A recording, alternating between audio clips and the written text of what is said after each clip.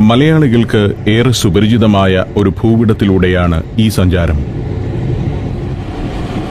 തല ഉയർത്തി നിൽക്കുന്ന കരിമ്പനകളും പടർന്നു കിടക്കുന്ന മുൾച്ചെടികളുമുള്ള ഈ പ്രദേശം നമ്മുടെ അയൽ സംസ്ഥാനമായ തമിഴ്നാടാണ്. തരിശുനിലങ്ങൾ. സുഹൃത്ത് ചെറിയാൻ വർഗീസാണ് ഇത്തവണ എന്നെ കാഴ്ചകളിലേക്ക് കൊണ്ടുപോകുന്നത്. തമിഴ്നാട്ടിലെ ചെട്ടിനാടിന്റെ കാഴ്ചകൾ സഞ്ചാരത്തിൽ ഉൾപ്പെടുത്തണമെന്ന് കുറേ നാളായി എന്നെ നിർബന്ധിച്ചുകൊണ്ടിരിക്കുകയായിരുന്നു ചെറിയാൻ. സന്ദർഭം ഒത്തുവന്നപ്പോൾ സ്വന്തം കാറിൽ അദ്ദേഹം എന്നെ ചെട്ടിനാട്ടിലേക്ക് നയിക്കുകയാണ്. തമിഴ്നാട്ടിൽ അത്ഭുതപ്പെടുത്തുന്ന കാഴ്ചകൾ അധികമൊന്നുമില്ല എന്ന ചിന്താഗതിക്കാരാണ് ഭൂരിഭാഗം മലയാളികളും. ഒരു പരിധിവരെ എന്റെ ചിന്തയും അതുതന്നെയായിരുന്നു. അതുകൊണ്ടുകൂടിയാണ് ചെറിയാൻ സ്വയം ഡ്രൈവ് ചെയ്ത് എന്നെ ചെട്ടിനാട് കാണാൻ കൊണ്ടുപോകുന്നത്. ചെട്ടിനാട് എന്ന സവിശേഷമായ സാംസ്കാരിക ഭൂവിടത്തെക്കുറിച്ച് വിശദമായി തന്നെ പഠിച്ചിട്ടുള്ളയാളാണ് ചെറിയാൻ വർഗീസ്. ചെട്ടിനാട്ടിലേക്കുള്ള യാത്രയിൽ വഴിയോര കാഴ്ചകൾ ഒട്ടൊരു വിരസമാണ്. വരണ്ടതും കൃഷിക്ക് അനുയോജ്യമല്ലാത്തതുമായ പ്രദേശങ്ങളാണ് യാത്രയിൽ കൂടുതൽ സമയവും കാണുന്നത്. ജലലഭ്യതയനുസരിച്ച് ഇടയ്ക്ക് കൃഷി നാമ്പെടുത്തു തുടങ്ങിയ ഒട്ടൊരു മരുസമാനമായ ഭൂമി. നോക്കത്താ ദൂരം തരിശുനിലങ്ങൾ, അകലെ മലനിരകൾ. ഇത്തരമൊരു മണ്ണിലാണ് ചെട്ടിനാടിന്റെ വ്യത്യസ്തമായ സംസ്കാരം മുളച്ച് വളർന്നത്. ആ അത്ഭുതത്തിലേക്കാണ് ചെറിയാൻ എന്നെ കൊണ്ടുപോകുന്നതും. ചെട്ടിനാടെത്തുമ്പോൾ നിങ്ങൾ അത്ഭുതപ്പെടും എന്ന മട്ടിലാണ് ചെറിയാൻ ഇരിക്കുന്നത്. നാഗരത്താർ എന്നറിയപ്പെടുന്ന നാട്ടുകോട്ട ചെട്ടിയാർമാരുടെ നാടാണ് ചെട്ടിനാട്. സമ്പന്നരും സാമൂഹികമായി പ്രബലരുമായിരുന്ന ചെട്ടിയാന്മാരുടെ 74 ഗ്രാമങ്ങൾ ചേർന്ന പ്രദേശമാണത്. ചെട്ടിനാടിന് വളരെ വ്യത്യസ്തമായൊരു സംസ്കാരമുണ്ട്, സവിശേഷമായൊരു പാരമ്പര്യമുണ്ട്. നമ്മുടെ സങ്കല്പത്തിലുള്ള തമിഴ്നാടൻ ഗ്രാമങ്ങളുടെ കാഴ്ചയെ അല്ല അവിടെയുള്ളത്.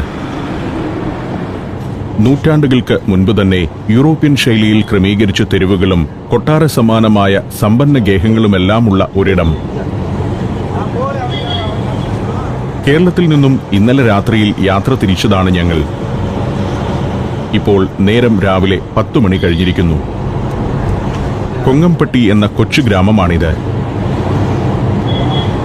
ഒരു ചായ കുടിച്ച ശേഷം യാത്ര തുടരാമെന്ന് തീരുമാനിച്ച് ഓലമേഞ്ഞ ഒരു ചായപ്പീടികയ്ക്ക് മുന്നിൽ കാർ നിർത്തിയിറങ്ങി.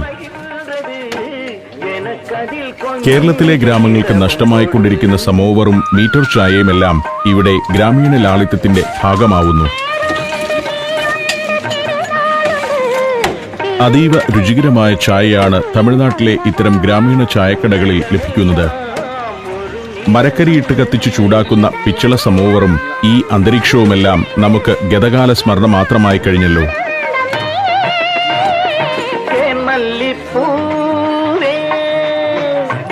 ഭക്തിപൂർവം പ്രാർത്ഥിച്ച് പൂമാല ചാർത്തിയാണ് കച്ചവടം. ചെട്ടിനാടിന്റെ കാഴ്ചകൾ തുടങ്ങുകയായി എന്ന സൂചന പോലെ മാളികകൾ കാണുന്നു. ആട്ടിടയ ഗോത്രത്തിൽപ്പെട്ട സ്ത്രീകൾ വെളിമ്പറമ്പിലൂടെ ആടിനെയും തെളിച്ചു നീങ്ങുന്നു. ധാരാളം ഗോത്രവിഭാഗങ്ങളുണ്ട് തമിഴ്നാടിന്റെ ഇത്തരം ഗ്രാമങ്ങളിൽ. പരമ്പരാഗതമായി ഓരോ ഗോത്രത്തിനും നിശ്ചയിക്കപ്പെട്ട തൊഴിലുകളുമുണ്ട്. ചായക്കടയ്ക്കരികിൽ നിന്നും യാത്ര തുടരുകയാണ്. കാരക്കുടി ടൗൺ ലക്ഷ്യമാക്കിയാണ് ചെറിയാൻ കാർ വിടുന്നത്. ചെട്ടിനാട്ടിലെ പ്രമുഖമായൊരു ടൗണാണ് കാരക്കുടി. ചെട്ടിനാട് സംസ്കാരത്തിന്റെ കേന്ദ്രഭാഗമാണതെന്നും പറയാം. കാരക്കുടിക്ക് ചുറ്റിലുമായുള്ള 74 ഗ്രാമങ്ങളിലാണ് ഇന്ന് ചെട്ടിനാട് സംസ്കാരം പുലരുന്നത്.